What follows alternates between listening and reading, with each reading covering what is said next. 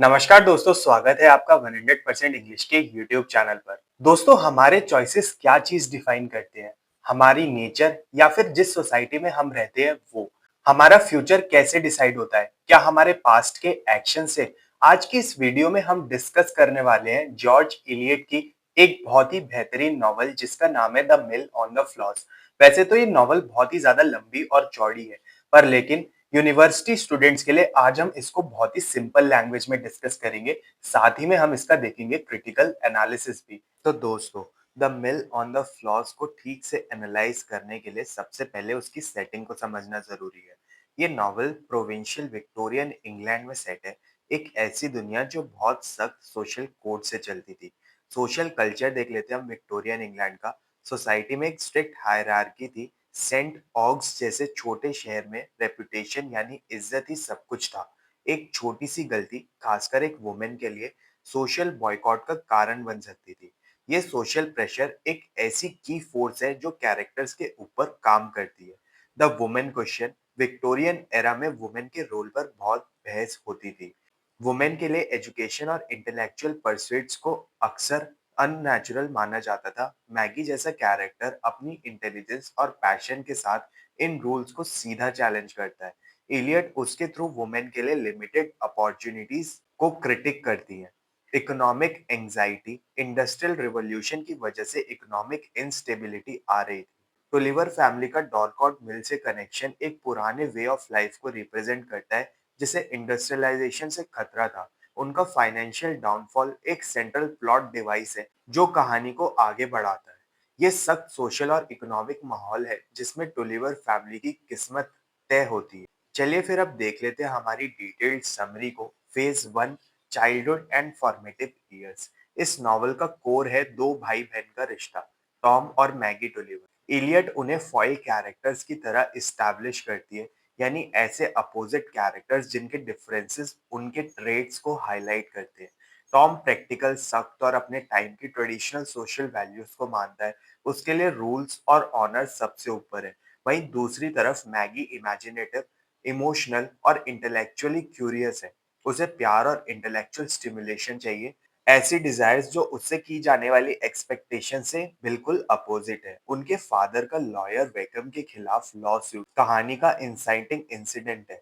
ये वो इवेंट है जो आगे की कहानी को ट्रिगर करता है। Phase two, the consequences of rain. Family का बैंकरप्ट होना एक टर्निंग पॉइंट है। वो मिल को खो देते हैं और मिस्टर टुलिवर को अपने दुश्मन वेकम के लिए काम करना पड़ता है, उसी मिल के अंदर एक मैनेजर के रोल पर। इस हार से शर्म में वो टॉम से बदला लेने की कसम खिलवाते हैं। ये कसम एक पावरफुल नैरेटिव डिवाइस बन जाती है जो बर्डन ऑफ पास्ट को रिप्रेजेंट करती है, यानी अतीत का बोझ जो बच्चों के फ्यूचर एक्शंस को कंट्रोल करता है। मैगी की सीक्रेट फ्रेंडशिप फिलिप वेकम के साथ, जो लॉयर वेकम का बेटा है, नॉवल का पहला बड़ा इंटरनल और एक्सटर्नल कन्फ्लिक्ट पैदा करती है। मैगी के लिए ये एक चॉइस है अपने इंटेलेक्चुअल नीड्स जो फिलिप पूरी करता है उसके बीच, और दूसरी तरफ है फैमिली लॉयल्टी जो टॉम डिमांड करता है उसके बीच। The central moral conflict. कई साल बाद मैगी सेंट ऑग्स में है। यहाँ नॉवल का सेंट्रल क्राइसिस शुरू होता है। एक क्लासिक लव ट्रायंगल बनता है, मैगी स्टीफन गेस्ट, उसकी कजन ल्यूसी का फियांसे, और फिलिप वेकम के बीच। ये सिर्फ एक रोमांस नहीं, ये अलग अलग तरह के प्यार की सोफिस्टिकेटेड एक्सप्लोरेशन है। फिलिप के साथ उसका कनेक्शन इंटेलेक्चुअल है, जबकि स्टीफन के साथ अट्रैक्शन एक पावरफुल अनकंट्रोलेबल पैशन की तरह दिखाया गया है। ये कहानी को उसके क्लाइमेक्स तक ले जाता है। स्टीफन के साथ बोट राइड। यहाँ मैगी अपने सबसे बड़े मॉरल टेस्ट का सामना करती है। क्या उसे अपने पैशन को चुनना चाहिए या अपनी ड्यूटी और लॉयलिटी को? काफी इंटरनल डिबेट के बाद वो ड्यूटी को चुनती है और सेंट ऑग्स वापस आ जाती है। लेकिन सेंट ऑग्स की सख्त सोसाइटी उसके मॉरल चॉइसेस को नहीं समझ पाती। उनके हिसाब से उसकी रेपुटेशन बर्बाद हो चुकी है। नॉवल के एंड में आने वाली बाढ़ यानी कि फ्लड एक लिटरेरी डिवाइस की तरह काम करती है। एक तरफ ये रिवर फ्लॉस, अनकंट्रोलेबल फोर्सेस जो कि सोशल और नेचुरल फोर्सेस हैं, उसका सिंबल है जिन्होंने मैगी की लाइफ को कंट्रोल किया। दूसरी तरफ ये कहानी को एक ट्रैजिक रेजोल्यूशन देती है। अपने आखिरी पलों में मैगी टॉम को बचाती है और मरने से ठीक पहले उनका पैचअप हो जाता है। तो क्या चीज़ है इस नॉवल को जो एक लिटरेरी लैंडमार्क बनाती है? इसकी पावर इसके गहरे थीमेटिक कंसर्न्स में है। Determinism versus free will novel बार बार ये सवाल उठाती है कि हमारी लाइफ पर हमारा कितना कंट्रोल है। क्या मैगी की किस्मत उसके एनवायरनमेंट और फैमिली हिस्ट्री से तय है, यानी कि डिटर्मिनिज्म, या वो अपने चॉइसेस से एक अंजाम तक पहुंच सकती है, यानी कि उसकी फ्री विल। इलियट इसका आसान जवाब नहीं देती। द इंडिविजुअल वर्सेस सोसाइटी ये 19th सेंचुरी रियलिज्म का एक क्लासिक थीम है। मैगी की ट्रेजेडी एक ऐसे कॉम्प्लेक्स इंडिविजुअल की है जिसकी इंटेलिजेंस और इमोशंस उसकी नैरो माइंडेड कम्युनिटी के दायरे में फिट नहीं हो पाती। A precursor to feminist literature, Eliot Maggie के जरिए एक ऐसे पेट्रियार्कल सिस्टम को क्रिटिसाइज करती है जो टॉम जैसे आम लड़के को पढ़ाता है, लेकिन मैगी जैसी ब्रिलियंट लड़की को दबाता है।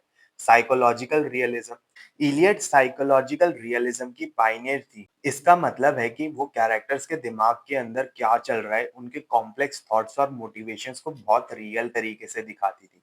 The mill on the floss एक डिमांडिंग लेकिन बहुत रिवॉर्डिंग नॉवल है। ये एक ट्रेजेडी है, पर ऐसी जो हमें ह्यूमन कंडीशंस की गहराई को समझा देती है।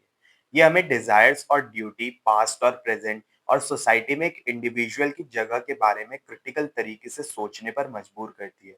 मैगी टोलिवर लिटरेचर की सबसे यादगार हीरोइंस में से एक है, इसलिए नहीं क्योंकि वो परफेक्ट है, बल्कि इसलिए क्योंकि उसका स्ट्रगल बहुत ही रियल और ह्यूमन लगता है। तो दोस्तों, ये था मिल ऑन द फ्लॉस का पूरा एनालिसिस। इस पे आपके क्या विचार हैं? क्या आप मैगी को एक सोसाइटी का प्रोडक्ट मानते हैं या फिर उसकी अपनी चॉइसेस का प्रोडक्ट? कमेंट्स में जरूर बताएं। और अगर आपको ये ब्रेकडाउन पसंद आया हो और इसने आपको हेल्प करी हो तो इस वीडियो को लाइक और शेयर जरूर कर दें, और 100% इंग्लिश चैनल को सब्सक्राइब कर लें और ऐसे इंसाइटफुल वीडियोस के लिए। मिलते हैं फिर अपने नेक्स्ट वीडियो में। तब तक के लिए happy studying and best of luck for your upcoming examination.